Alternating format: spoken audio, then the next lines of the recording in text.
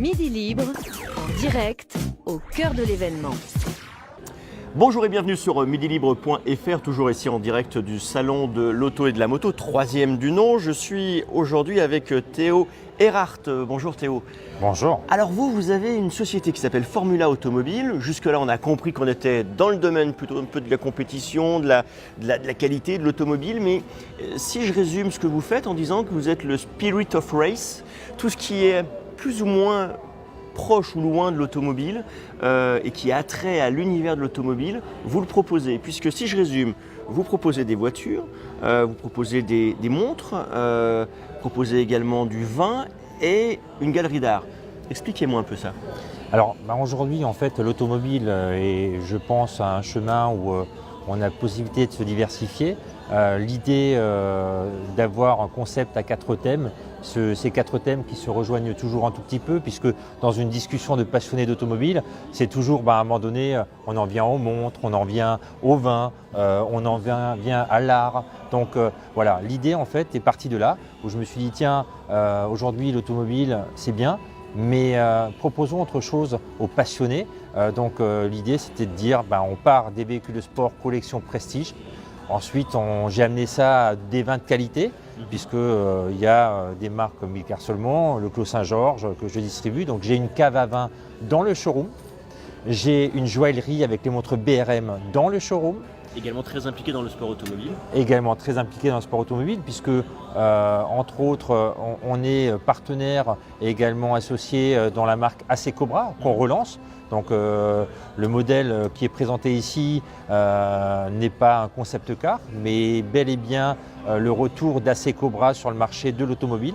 Donc c'est pas une réplique non plus, puisqu'on est vraiment sur la marque AC Cobra. Oui. Donc avec une licence AC Cobra, il est important de le spécifier, parce que c'est le véhicule qui est le plus dupliqué au monde.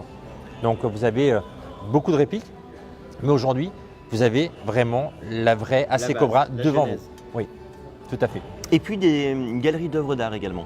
Oui, une galerie d'œuvres d'art. Donc, j'ai commencé avec Isabelle Bartoli, et puis aujourd'hui, je suis avec Fabrizio Lavagna, qui a un concept très particulier, puisque ces toiles sont faites sur du jean, et puis l'encadrement est fait avec des pneus de moto.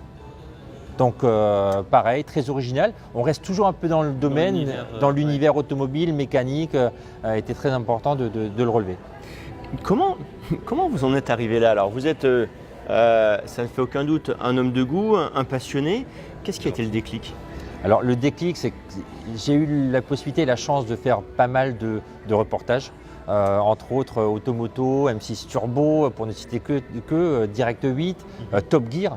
Puisqu'on a sympathisé avec Philippe Pelouche, qui est tombé amoureux de l'auto et qui a demandé à être le parrain et l'ambassadeur de la marque.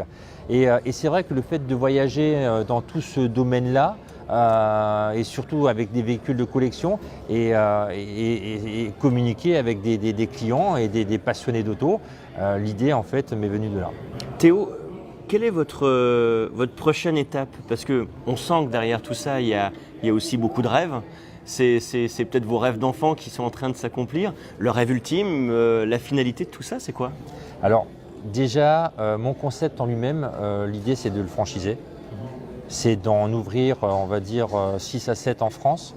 Donc toujours sous le même concept, mais j'en garde encore un peu une petite partie. Je vous mets un peu le doigt à la bouche, mais sans vous donner les tenants et les aboutissants, puisque ce n'est pas encore abouti.